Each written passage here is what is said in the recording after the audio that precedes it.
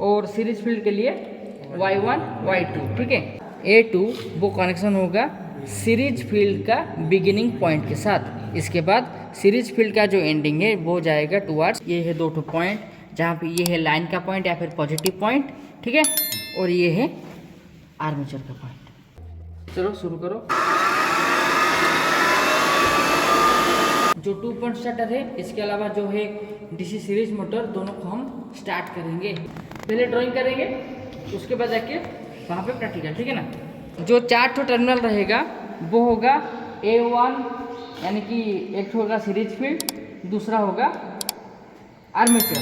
Armature के लिए A1 A2 नाम दे दिए, और सीरीज फील्ड के लिए Y1 Y2, ठीक है। उसके बाद हम इसे कनेक्शन करेंगे 2 पॉइंट स्टार्टर के साथ, इलेक्ट्रिकल कनेक्शन को अरेंज करेंगे, ठीक है। पॉजिटिव टर्मिनल को हम पॉजिटिव टर्मिनल के साथ, जो स्टार्टर है 2 पॉइंट स्टार्टर, उसका पॉजिटिव टर्मिनल के साथ कनेक्शन करेंगे। उसके बाद जो आउटपुट है स्टार्टर का, क्योंकि एक तो 2 पॉइंट स्टार्टर है, उसका आउटपुट आर्मेचर है, जो सीरीज मोटर का A पॉइंट या फिर आर्मेचर का बिगिनिंग के साथ कनेक्शन होगा। जो एंडिंग पॉइंट है आर्मेचर का A2, वो कनेक्शन होगा सीरीज फील्ड का बिगिनिंग पॉइंट के साथ। इसके बाद सीरीज फील्ड का जो एंडिंग है वो जाएगा towards negative of the source of supply. ये जो सोर्स ऑफ सप्लाई है डीसी का, इसके साथ कनेक्शन होगा। सीरीज पॉइंट स्टार्टर में जो 2 पॉइंट रहता है, पहले फंडामेंटल क्लियर करो।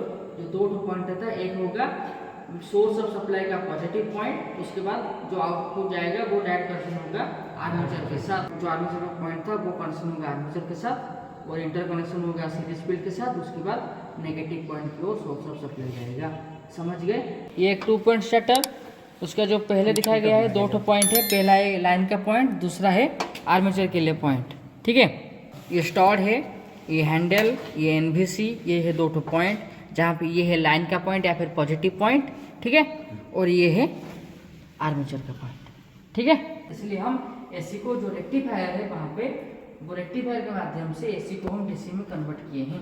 कन्वर्ट करने के बाद डीसी सप्लाई को स्टार्टर के माध्यम से या फिर स्टार्टर के साथ लाए हैं, उसके बाद मोटर के साथ कनेक्शन किए। डीसी सीरीज मोटर का स्टार्टिंग टॉर्क ज़्यादा रहता है, इसलिए वो स्टार्टिंग में जो इसका स्पीड होगा ज़्यादा तुमको ऑब्जर्व कर पाओगे। उसके बाद जब हम ग्रेजुअली ऑन स्टार्ट के पास आ जाएंगे, तब इसका स्पीड थोड़ा एवरेज या फिर कांस्टेंट हो जाएगा।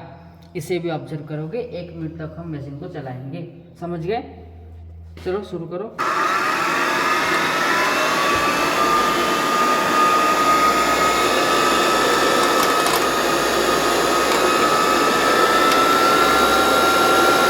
अब मार करो मशीन का साउंड, और 1 मिनट तक